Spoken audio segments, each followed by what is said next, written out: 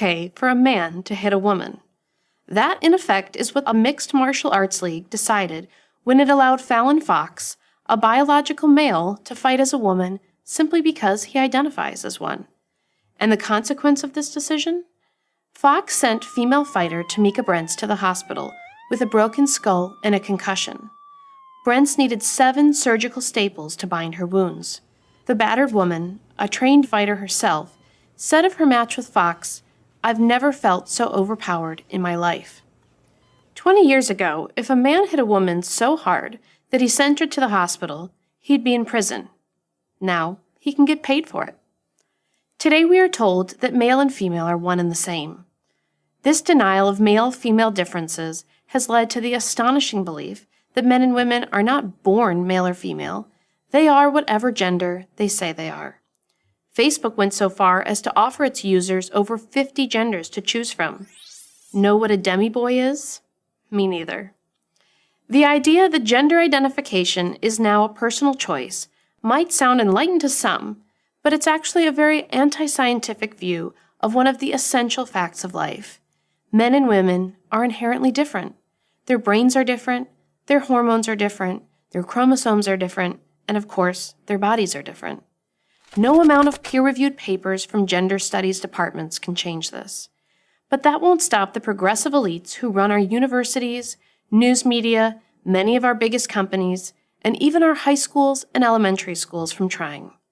For their efforts, women will pay an especially high price. That's because the men and women are the same argument invariably leads women to be judged against a male standard. Or to put it another way, to be more of a woman has to be more like a man. She has to want to have casual sex like a man, to serve in combat like a man, to pursue a career with single-minded intensity like a man. Of course, there are exceptions, but the overwhelming majority of women aren't seeking casual sex, don't have the physical strength of men, and don't share the same work-life priorities as men. Ironically, this quest for sameness is occurring at a time when science is telling us more emphatically than ever that we are different. So what your grandmother took for granted, men and women are different, science now confirms. But there is no room for science in, say, stores like Target or Toys R Us, where toys are no longer divided into the boys section and the girls section, or in a North Carolina school district where students can no longer be called boys and girls, but only students, or in college dorms where co-ed bathrooms and even co-ed bedrooms are increasingly common. For the tiny percentage of people who experience gender dysphoria, we should have nothing but compassion. We should do everything we can to help them and protect their dignity. But we don't need to overturn biologically defined sex differences to do so. But that's what's happening. Using the wrong pronoun at the office might get you fired. In Canada, it might land you in court. In mixed martial arts, as we have seen, it can lead to getting your head bashed in. Apparently, this is a small price to pay in a world where we must all genuflect to political correctness.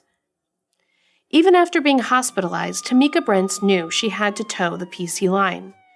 When asked how she explained why she lost so badly to a man who said he was a woman, she said, "I can't answer whether it's because she was born a man or not, because I'm not a doctor." Vice magazine, writing about the incident, had no sympathy for Brents. Why should they? As they wrote, biological sex isn't black and white. But in virtually every instance, it is.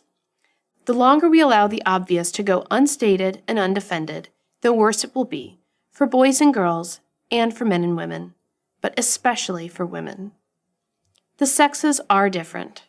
Rather than trying to quash this reality, which can only lead to more needless confusion and suffering, not less, we should step back and marvel at it, and enjoy it. Male-female differences are among the most wonderful things in life.